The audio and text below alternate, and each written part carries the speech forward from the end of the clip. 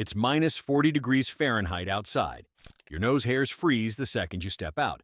Your phone died in your pocket. Your coffee is a solid block, but you turn the key and your car starts. How? Because at minus 40 degrees Fahrenheit, Fahrenheit and Celsius finally agree on the same number, and every single thing that makes your car run is being attacked at once. How does a battery work when it's lost most of its power? How does oil flow when it's basically molasses?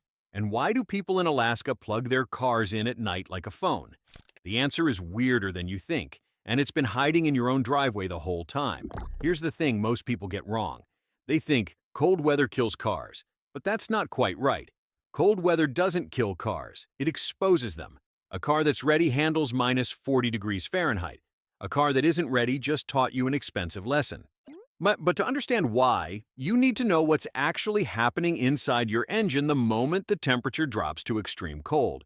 Because it's not one thing going wrong, it's three things failing at the same time, and each one alone would be enough to stop you. Think of a car engine as a controlled explosion machine. Fuel gets sprayed in, a spark sets it off, the explosion pushes pistons down, and that movement turns your wheels. Simple enough. But for that chain to work, three things need to cooperate. The battery has to crank the engine to get it spinning, the oil has to keep the moving parts from grinding each other apart, and the fuel has to vaporize well enough to actually ignite. At normal temperatures, all three work fine. At minus 40 degrees Fahrenheit, all three fail at once. And here's the painful twist. The battery fails exactly when it needs to work hardest. A car battery works through a chemical reaction. Chemicals inside the battery react together and release electricity. But cold slows down chemical reactions. Everything slows down. At minus 40 degrees Fahrenheit, a fully healthy, brand new battery can lose up to 60% of its cranking power. That's like trying to run a marathon after sleeping only 2 hours. And the cruelest part? A frozen, thick engine needs more power to crank, not less. So the battery has less power at exactly the moment the engine demands more. That's assassin number one. Assassin number two is the oil. Engine oil is basically the blood of your engine. It coats every moving part so metal doesn't grind against metal. But cold thickens oil. At minus 40 degrees Fahrenheit, that oil that flows like water in summer turns into something closer to cold honey. The engine has to fight through that thick resistance just to turn over. Some estimates put the extra effort at 3 to 5 times harder than a normal cold weather start. That's like asking someone to swim through syrup instead of water. Assassin number three is the fuel itself. Gasoline needs to evaporate to ignite. It doesn't burn as a liquid, it burns as a vapor. But cold air holds back that evaporation. Less vapor means a weaker, harder to ignite mix. The spark fires, but the explosion is sluggish. The engine stumbles. And if you're running diesel, it gets even worse. But we'll come back to that. So how do modern cars beat all three at once? Here's where it gets crazy.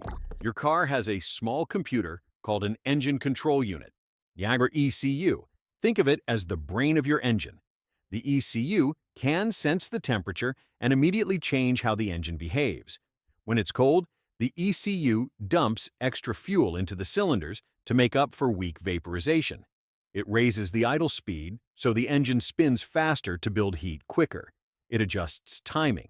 It basically puts the engine on a cold weather survival protocol, all automatically before you've even touched the gas pedal. That racing sound your engine makes on a cold morning? That's not a problem. That's the ECU doing its job. But the ECU alone isn't enough at minus 40 degrees Fahrenheit.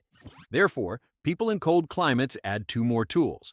The first is a block heater, a small electric heating coil built into the engine block that keeps the coolant warm overnight. You plug it into a regular wall outlet. The engine never gets fully cold, so the oil stays thinner, the metal stays slightly expanded, and the whole system starts from a warmer baseline. The second tool is a battery blanket or trickle charger, a heated wrap or a slow charger that keeps the battery's chemistry active through the night. In Fairbanks, Alaska, every single parking space in public lots has an electrical outlet. Your car sits there plugged in like a phone on a nightstand. That's not a luxury feature. That's just how you survive winter there. But here's the thing. Gasoline engines and diesel engines don't have the same cold weather fight. Gasoline struggles, but usually wins with the right equipment. Diesel has a whole extra problem. Diesel fuel contains wax-like chemicals that, at low temperatures, form actual solid crystals inside the fuel lines. The fuel gels up and clogs the system before it even reaches the engine. A diesel truck in Miami and a diesel truck in Yellowknife, Canada in January are running on chemically different fuel.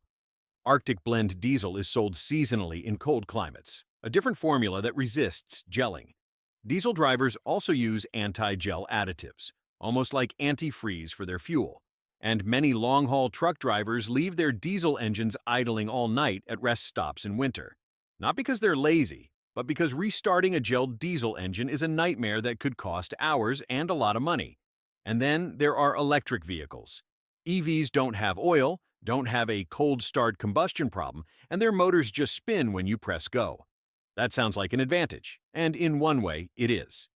But batteries lose power in cold. The same chemistry problem that affects your car battery also affects an EV's giant battery pack. EVs can lose 20 to 40% of their driving range in very cold weather.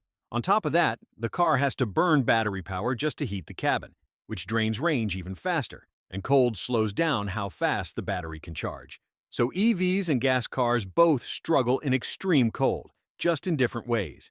You've actually been seeing the solutions to this problem your whole life without knowing it. Those orange extension cords stretched across Canadian parking lots, block heaters. The label on your oil jug that says 0W20, that W doesn't stand for weight, it stands for winter, and the 0 means it can still flow at extremely cold temperatures. My remote car starters in Minnesota and Wisconsin.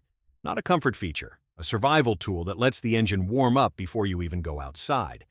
The cold cranking amps number printed on every car battery, a rating invented specifically to measure how well a battery performs in cold. The antifreeze in your coolant, it keeps the liquid running through your engine from freezing solid and cracking the engine block from the inside, the way a frozen water pipe bursts. The different gasoline sold in northern states from October through February, a slightly different formula designed to vaporize better in cold air. Synthetic oil in modern engines, originally developed for military vehicles that needed to start reliably in brutal conditions. That grinding and unslowing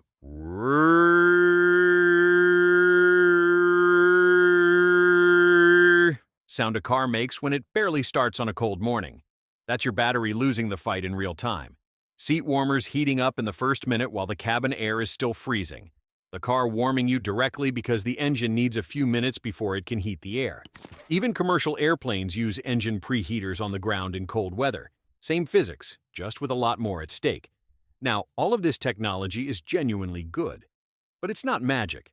A 4-year-old battery that works fine in July can fail completely at minus 40 degrees Fahrenheit because age reduces a battery's ability to hold its full charge and cold removes whatever's left. The single biggest mistake people make is assuming that a car that ran fine all summer is ready for an extreme winter. It's often not. The practical moves are simple. Get your battery tested before winter, not during it. Switch to a lower viscosity oil. Thinner flows better in cold. Keep your gas tank at least half full, both to prevent moisture from building up in the fuel lines and to add weight over your rear wheels on slippery roads. And if you live somewhere truly cold, a block heater costs less than one tow truck call.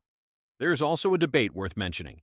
Some mechanics argue that warming up a modern fuel-injected car for 5 minutes in the driveway doesn't actually help much. The engine warms up faster when you drive gently than when it sits still. The old advice came from carbureted engines that needed warm-up time to run properly. Most modern engines don't, but in truly extreme cold, then a short warm-up still helps the oil circulate before you put the engine under load. 1 or 2 minutes is probably enough. 5 is fine. 15 is just heating the outside air. So here's the real picture. Cold weather doesn't break cars. It reveals which ones were ready. Every orange extension cord, every 0W oil, every battery blanket is a small act of respect for physics. The people in Fairbanks and Yellowknife and Norilsk, Russia, aren't struggling through winter. They've simply accepted that a car in extreme cold is a partnership. You take care of it the night before, and it takes care of you in the morning. At minus 40 degrees Fahrenheit, and Celsius finally agree on the same number. And every engineer who ever designed a cold start system agrees on something too. Preparation beats everything.